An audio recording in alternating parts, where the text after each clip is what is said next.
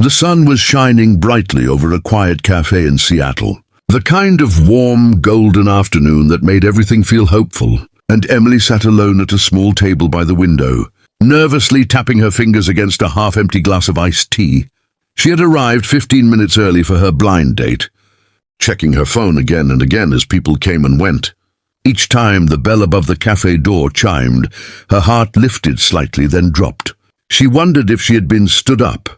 Just as she was about to give up and leave, the door opened again, and instead of the man she expected, two little twin girls, no older than 5, walked in holding hands, their identical pigtails bouncing as they scanned the room.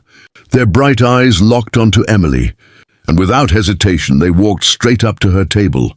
One of them smiled sweetly and said, "My daddy's sorry he's late."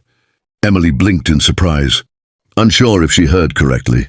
She looked around, thinking maybe they had mistaken her for someone else. But the other twin pulled out a chair and climbed up confidently, placing a tiny backpack on the table.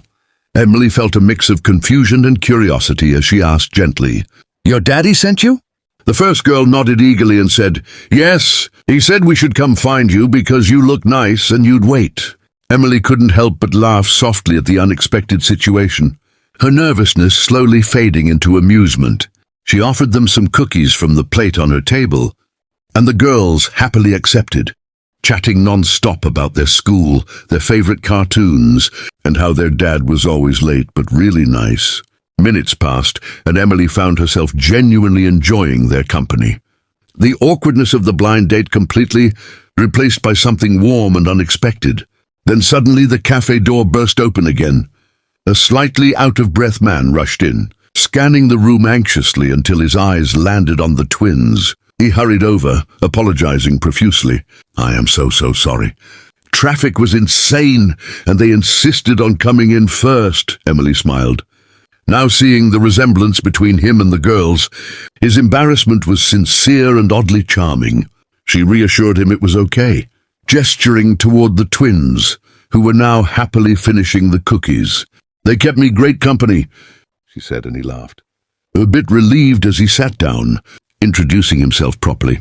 What started as an awkward blind date turned into something unexpectedly real, filled with laughter and genuine connection.